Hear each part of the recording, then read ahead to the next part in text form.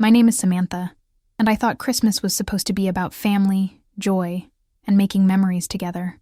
I never imagined it would become the battlefield where I'd finally have to choose between my own sanity and my grandfather Charles's endless emotional manipulation. It started 3 weeks before Christmas when I was at his house in suburban Denver, helping him organize his medications.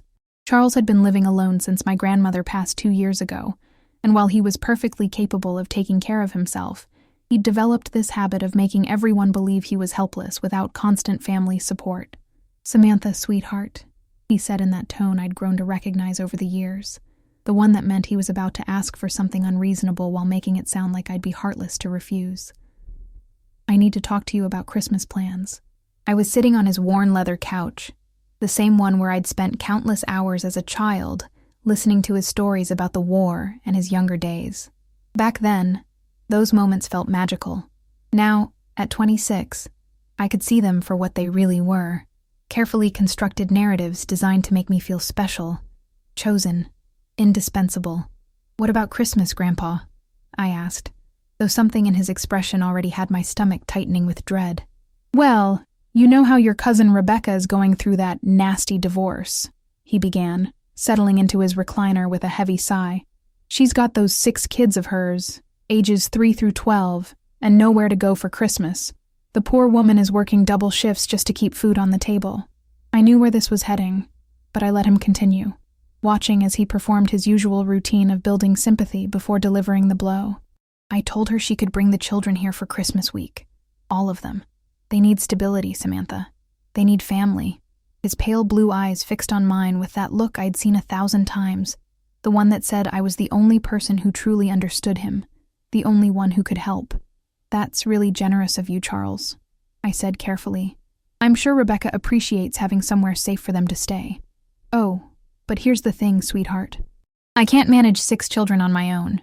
You know how my arthritis has been acting up, and the doctor said I shouldn't be lifting anything heavy or chasing after little ones." He paused, letting that sink in. "I was hoping you could come stay here for the week, help me watch them, make sure they have a proper Christmas." The words hit me like a physical blow, even though I'd seen them coming. 6 children, for an entire week. During Christmas, when I'd already made plans to visit my boyfriend Marcus's family in Portland for the first time. "Grandpa, I can't," I said, my voice steadier than I felt.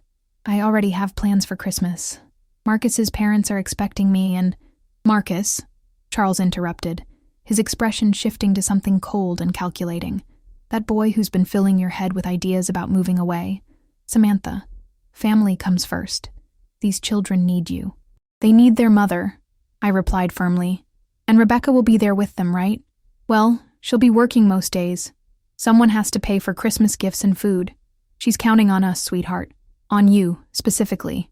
I told her my granddaughter would help, that you were the most responsible, caring person I knew." There it was, the trap disguised as a compliment. He'd already committed me to something I'd never agreed to, then wrapped it in praise to make refusing feel like a betrayal of my own character. "You told her I'd watch her kids without asking me first? I knew you'd want to help," he said, his voice taking on a hurt tone. "You've always been my special girl, Samantha, the one I could count on when everyone else was too busy with their own lives." I felt the familiar weight of guilt settling on my shoulders like a lead blanket. This was how it always went with Charles. He'd create a situation where saying no made me feel selfish and cruel, where my own needs and boundaries seemed insignificant compared to his carefully constructed emergencies. "Grandpa, I understand that Rebecca and the kids need help, but this is really short notice. Maybe we could find another solution." "Another solution?" His voice rose slightly, taking on that trembling quality that meant he was about to deploy his most powerful weapon: tears. "Samantha, these are family. Your own blood. That little 3-year-old Emma, she's been asking about Christmas, wondering if Santa will find her now that Daddy's gone. And you want to abandon her for some boyfriend's family who barely knows you?" The word stung, because he knew exactly how to twist my values against me. I did care about Rebecca's kids. I did want them to have a good Christmas, but I also recognized the pattern that had been controlling my life for years. "It's not about abandoning anyone," I said, fighting to keep my voice calm. "It's about having reasonable boundaries and not being voluntold for major commitments." "Boundaries?" Charles repeated the word like it tasted bitter. "When I was your age, We didn't have boundaries with family. We had duty, responsibility, love. You can have love and still have boundaries, Grandpa. Can you? His eyes were shining now, and I knew the tears were coming. Because it seems like ever since you started seeing that Marcus boy, you've been pulling away from everyone who actually cares about you. First, you missed my birthday dinner because you were visiting him. Then you couldn't help me with the yard work because you had plans with him. And now you want to abandon your own family at Christmas. Each accusation felt like a carefully aimed dart, designed to hit the parts of me that were already insecure about balancing relationships and family obligations. But something was different this time. Maybe it was the blatant manipulation, or maybe it was the fact that he'd committed me to a week of free childcare without even asking. But I felt anger rising alongside the guilt. I didn't miss your birthday dinner, Grandpa. You changed the date 3 times, and the final time you picked was when you knew I already had plans. And I've helped you with yard work dozens of times. The one time I couldn't was because I was sick with the flu. You're remembering it wrong, he said dismissively. You young people, you think you can just rewrite history to make yourselves feel better about being selfish. That's when something inside me snapped. Not dramatically, not with shouting or storming out. Just a quiet, clear realization that I was tired of being gaslit by someone who was supposed to love me unconditionally. I'm not misremembering anything, I said quietly. And I'm not watching 6 kids for a week so Rebecca can work while you take credit for being the generous grandfather who saved Christmas. Charles's face went through a series of expressions. Surprise, hurt, anger, and then something I'd never seen before. Something calculating and cold. Fine, he said, his voice suddenly steady, no trace of the trembling emotion from moments before. If that's how you feel, maybe it's time you learned what it's like to not have family to count on. What does that mean? It means maybe I've been too generous over the years. Maybe I need to reconsider some things. He stood up slowly, his arthritis apparently not bothering him when he was angry. That trust fund your grandmother left you, the one I've been managing, maybe it's time I discussed with the bank whether you're mature enough to handle that responsibility. My blood ran cold. My grandmother had left me $50,000 when she died, money that was supposed to help me buy a house or start a business. Charles was the trustee, responsible for distributing it to me when I turned 25. I'd turned 26 4 months ago, but he kept finding reasons to delay the transfer. You can't withhold my inheritance because I won't babysit, I said, my voice shaking now. Can't I? His smile was cruel, nothing like the warm grandfather I'd known my whole life. The trust specifies that the money should go to someone who demonstrates maturity and family values. Someone who abandons her family at Christmas to chase after some boy doesn't sound very mature to me. I stared at him, seeing clearly for the first time how he'd been controlling me for years. The trust fund wasn't the only thing he held over my head. He'd co-signed my student loans, claiming it was because he loved me and wanted to help. He'd convinced my parents that he should be my emergency contact for everything because he was retired and available. He'd slowly, systematically made himself indispensable to my financial and practical life, all while making it seem like he was doing me favors. This isn't about maturity or family values, I said, standing up to face him. This is about control. You want to make sure I never have enough independence to say no to you. That's ridiculous, he scoffed. Everything I've done has been for your own good. You're too trusting, too naive. Without me looking out for you, you'd make terrible decisions. Like what? Like dating someone you don't approve of? Like having plans that don't revolve around your needs? Like thinking that boy actually cares about you for anything other than what he can get? Charles snapped. Do you think his family really wants you there for Christmas? Or do you think he just needs a date so he doesn't look pathetic showing up alone? The cruelty of it took my breath away. Not just the words themselves, but the way he delivered them with surgical precision, aimed directly at my deepest insecurities. This wasn't the confused, emotional outburst of an elderly man feeling abandoned. This was deliberate, calculated emotional warfare. You don't know anything about Marcus or his family, I said, but my voice sounded weak even to my own ears. Don't I? I know he's been pressuring you to move to Portland. I know he hasn't proposed after 2 years together. I know his family has money, and he's probably told them all about his girlfriend whose grandfather has property and investments. Charles moved closer, his voice dropping to a whisper. What do you think happens to you when he gets what he wants? When his family helps him convince you to sign over power of attorney so I can't protect you anymore? Stop, I said, but the word came out as barely a whisper. I'm the only one who's ever really looked out for you, Samantha. Your parents are too busy with their own lives. Your siblings moved away the first chance they got. But I've always been here. I've always protected you. And this is how you repay me? By choosing strangers over your own blood? I could feel tears starting to form. Not from sadness, but from pure overwhelm. This was how it always went. He'd push and push until I was emotionally drained, then swoop in to comfort me and reinforce how much I needed him. The pattern was so familiar, I could have recited it from memory. But something was different this time. Maybe it was the threat to withhold my inheritance, or maybe it was finally seeing the calculation behind his emotional manipulation. But instead of collapsing into his arms and apologizing, I found myself getting angry. You know what, Charles? I said, my voice steadier now. You're right about one thing. I am naive. I've been naive enough to believe that your love came without strings attached. I've been naive enough to think that family meant supporting each other, not controlling each other. That's not what I'm doing. Yes, it is. You've spent years making me financially dependent on you, so you could use money as a weapon whenever I didn't do what you wanted. You've isolated me from other relationships by constantly undermining them. And now you're threatening to steal my inheritance because I won't drop my life to provide free childcare for a week. Charles's expression shifted again, and for a moment I saw something that looked almost like panic.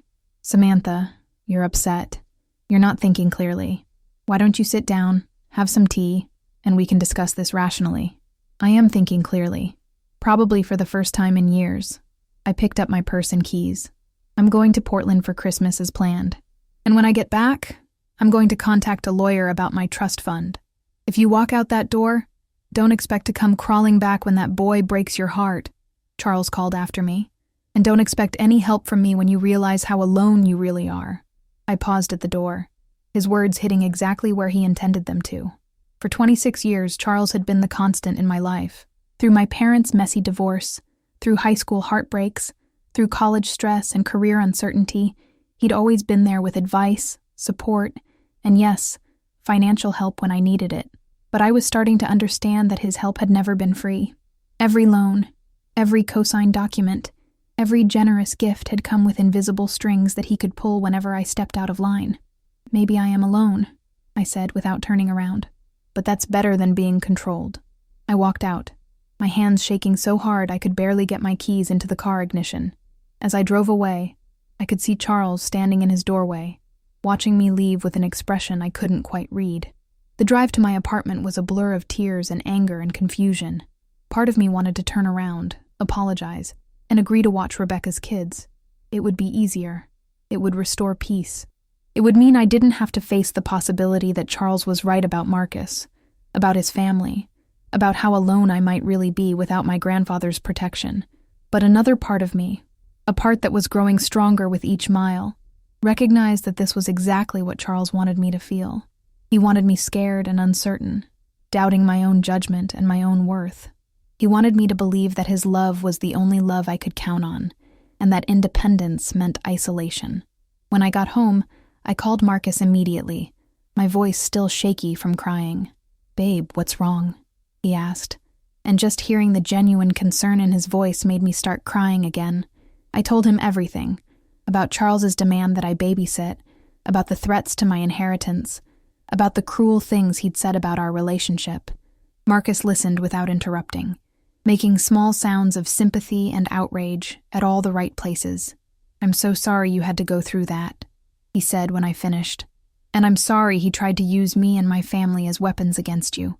That's really sick. He said your family doesn't really want me there," I whispered, voicing my deepest fear. "He said you're just using me." "Samantha, look at me," Marcus said. And I realized he'd switched to video call while I wasn't paying attention. His face filled my screen, kind and serious and completely focused on me. "My parents are genuinely excited to meet you. They've been asking about you for months. My mom has already bought you a Christmas stocking with your name on it. And as for me using you," he paused, seeming to choose his words carefully. "I love you. Not your grandfather's money, not your family connections, not what you can do for me. I love you, Samantha. Your laugh, your terrible taste in reality TV shows, the way you always order too much food, and then insist on sharing it with everyone. I love you. The tears came harder then, but they felt different, cleaner somehow. What if he's right about me being naive? I asked. What if I'm making a huge mistake? Then you'll handle it, Marcus said simply. You're not some helpless child, Samantha. You're 26 years old, you have a college degree and a good job, you're smart and funny and capable. The only person who benefits from you believing you're naive and helpless is your grandfather. His words settled something inside me, some part that had been wound too tight for years finally relaxing. I think I need to talk to someone. A therapist, I mean. I think there's a lot to unpack here. I think that's a really good idea, Marcus agreed. And whatever you decide about Christmas, I support you. If you want to go help with those kids, if that's genuinely what you want to do, I'll understand. But if you're just doing it because you feel guilty or threatened, then yeah, I think you should come to Portland. I want to come to Portland, I said, and saying it out loud felt like stepping off a cliff. Terrifying and exhilarating at the same time. Then come to Portland. My family is going to love you. The next morning, my phone started ringing at 7 a.m. Charles, of course. I let it go to voicemail. Then Rebecca called. Samantha? It's Rebecca. I just wanted to thank you for agreeing to help with the kids over Christmas. I know it's a lot to ask, but Charles said you were really excited to help. My stomach dropped. He told her I was excited to help. After everything that had happened the night before, he was still trying to manipulate me into compliance, now using Rebecca and her children as leverage. Rebecca, I'm really sorry, but there's been a misunderstanding, I said carefully. I can't actually watch the kids over Christmas. I already have plans, and Charles knew that when he offered my help. There was a long silence, but he said you'd cleared your schedule. He said you wanted to make sure the kids had a good Christmas. I do want that, I said, feeling the familiar weight of guilt settling on my shoulders. But I can't provide a week of free childcare. That's not reasonable to ask of anyone, especially with such short notice. Charles said you were like a daughter to him. That family came first for you. I could hear the desperation in Rebecca's voice, and it broke my heart. But I also recognized the pattern. Charles had created this situation, making promises on my behalf, putting me in a position where saying no would hurt not just him, but an innocent third party. I'm sorry, Rebecca. I know this puts you in a difficult position, but Charles shouldn't have volunteered me without asking first. After I hung up, I sat in my kitchen drinking coffee and trying to process what had just happened. Charles hadn't just threatened me the night before. He'd continued with his original plan, telling Rebecca I'd agreed to help, probably hoping that my guilt would override my anger. My phone buzzed with a text from him. Rebecca is very disappointed. I hope you can live with yourself knowing those children won't have a proper Christmas because of your selfishness. I stared at the message for a long time, feeling the familiar stirrings of guilt and shame. Then I did something I'd never done before. I blocked his number. The relief was immediate and overwhelming.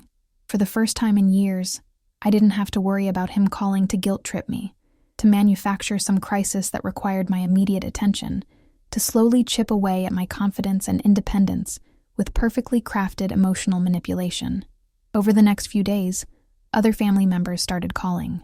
My Aunt Linda, Charles's daughter, called to check in, but really to fish for information about why I was abandoning my grandfather. My cousin Tom called to tell me that Charles seemed really depressed, and maybe I should reconsider. Even my mother called, having gotten an earful from Charles about my sudden selfishness and my concerning behavior. With each call, I practiced setting boundaries. I'm not comfortable discussing this. I've made my decision. I'm not going to change my mind. I need to go now. It was exhausting, but also empowering. I was starting to see how Charles's influence extended far beyond our relationship, how he'd positioned himself as the family patriarch whose version of events was always accepted without question, how he'd trained everyone to see me as his special, favorite granddaughter, whose primary role was to make him happy. But I was also discovering that I was stronger than I'd thought. Each conversation got easier. Each boundary got clearer. And slowly, I started to believe that maybe Marcus was right. Maybe I could handle whatever came next. Christmas week arrived, and I flew to Portland as planned. Marcus's family welcomed me with genuine warmth, and his mother really did have a stocking with my name on it hanging by the fireplace. We spent the days hiking in the gorgeous Pacific Northwest winter landscape, playing board games, cooking together, and talking about everything and nothing.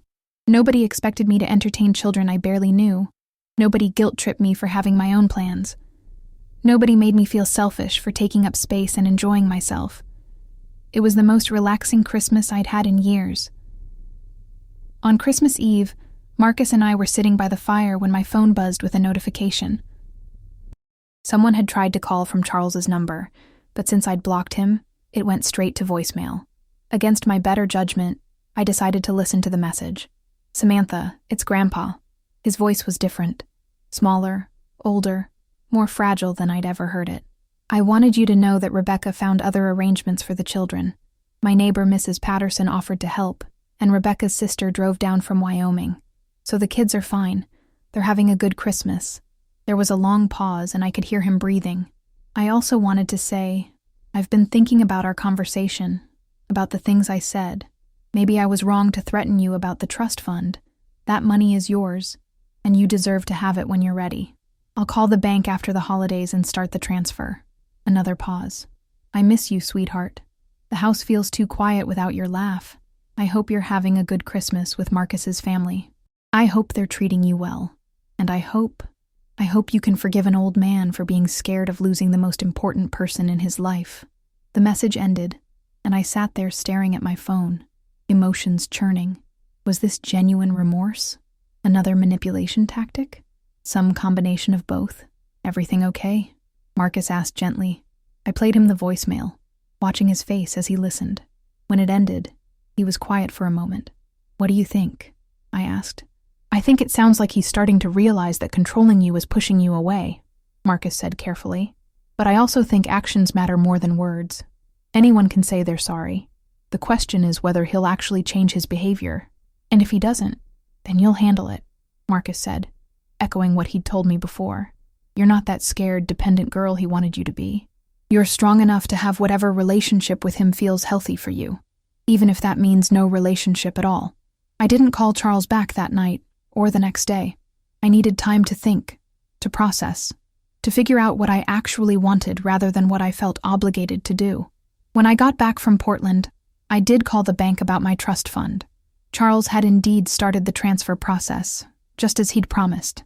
The money would be in my account within a week. I also made an appointment with a therapist who specialized in family dynamics and emotional abuse. Dr. Martinez was a kind, no-nonsense woman who helped me start untangling years of manipulation and guilt. "Emotional dependence often looks like love," she explained during one of our sessions. "The person creates situations where they're indispensable, where you can't imagine surviving without them. But healthy love encourages independence, not dependence." "But he did help me," I said. "The co-signed loans, the trust fund management, all the advice over the years. Help that comes with strings attached isn't really help," Dr. Martinez said gently. "It's investment in control. Real help empowers the recipient to become more independent, not more dependent." It took months of therapy for me to fully understand the depth of Charles's manipulation and to start developing the emotional tools I needed to have a healthier relationship with him, if that was even possible. Eventually, I did reach out to Charles. I called him in March, 3 months after our Christmas confrontation.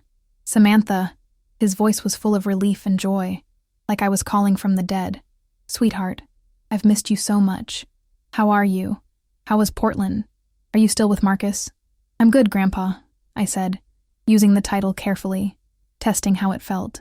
"Portland was wonderful, and yes, Marcus and I are still together. Actually, that's part of why I'm calling. We're moving in together, and I wanted to let you know." There was a pause. "Moving in together where?" "Here in Denver, for now. But we're also talking about relocating to Portland eventually. His company has offered him a promotion there." Another pause. Longer this time. I could practically hear him calculating his response, weighing manipulation tactics against the possibility of losing me entirely. "That's wonderful, sweetheart," he said finally, and he sounded like he meant it. "I'm happy for you. Marcus seems like a good man." "He is," I said, surprised by the response. "Thank you for saying that." "I owe you an apology," Charles said quietly. "Several apologies, actually. I was wrong to threaten you about the trust fund. I was wrong to try to sabotage your relationship. And I was wrong to make you feel guilty for having your own life and priorities. Thank you for saying that," I said again, meaning it. That means a lot. I've been seeing someone too, he continued. A counselor. Someone who helps seniors deal with transitions, loss, fear of abandonment. She's helped me understand some things about myself that I didn't want to see. This conversation was not going how I'd expected. I'd prepared for guilt trips, manipulation, renewed attempts at control. I hadn't prepared for genuine accountability. I'm glad you're getting help, I said. I've been seeing someone too. It's been really helpful. Good. You should have someone to talk to who isn't emotionally invested in keeping you close. There was a wry note in his voice, like he was acknowledging his own bias. I love you, Samantha, but my love has been selfish. I wanted to keep you close because you made me feel needed, important. I didn't think about what that was costing you. I felt tears starting to form, not from guilt or manipulation this time, but from genuine emotion. This was the grandfather I remembered from childhood, the one who told stories and made me feel special without making me feel trapped. I love you too, Grandpa, I said, but I need our relationship to be different going forward. I understand. Tell me what you need. We talked for an hour, setting boundaries and expectations. I would visit regularly, but not on demand. He would ask before volunteering my help to other family members. He would respect my relationship with Marcus and my decisions about my own life. We would work together to rebuild trust. It wasn't perfect. There were setbacks, moments when he slipped back into old patterns of guilt and manipulation. But there was genuine effort too, real change, slow progress toward something healthier. Rebecca, it turned out, had managed just fine without my help. Her sister had stayed for the whole week, and Mrs. Patterson had indeed been wonderful with the children. The crisis that had seemed so urgent, so requiring of my sacrifice, had been resolved easily once Charles stopped trying to control who could help. My trust fund arrived as promised, and I used part of it as a down payment on a small house. My first major financial decision made entirely independently. Charles offered advice when I asked for it, but he didn't try to force his opinion or make the decisions for me. Marcus and I did eventually move to Portland, about a year and a half later. Charles was sad to see me go, but he didn't try to sabotage the move or make me feel guilty about it. He even helped us pack, sharing stories about his own big moves when he was younger, and making Marcus laugh with embarrassing stories about my childhood. The relationship isn't perfect. I don't think it ever will be. There's too much history, too many ingrained patterns, too much hurt on both sides. But it's honest now, which is something it never was before. Charles knows I love him, but he also knows I won't sacrifice my independence or my happiness to make him feel secure. And slowly, carefully, he's learning to find security in other things. His friendships, his hobbies, his own sense of self-worth that doesn't depend on controlling other people. Sometimes I wonder what would have happened if I'd given in that Christmas, if I'd stayed and watched Rebecca's children and continued the pattern of putting his needs before my own. Would I be living in that same apartment still, checking in with him every day, asking his permission for major life decisions? Would Marcus and I have broken up under the constant pressure and undermining? Would I have ever learned to trust my own judgment? I don't know the answers to those questions, and I try not to dwell on them. What I do know is that standing up to Charles that Christmas was one of the hardest and most important things I've ever done.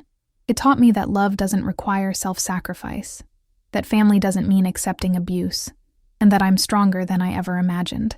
The truth is, I'm not the naive, helpless girl Charles wanted me to believe I was. I'm capable of making my own decisions, managing my own life, and choosing relationships that support my growth rather than stunt it.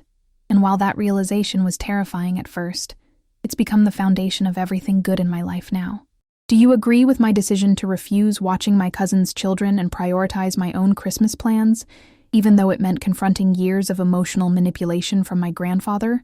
Please subscribe to our channel if you'd like to hear more stories about family dynamics and setting healthy boundaries. I'd also love to know what city or country you're watching from. It means so much to know these stories reach people all over the world. Thank you for listening to my story and for supporting others who might be struggling with similar situations.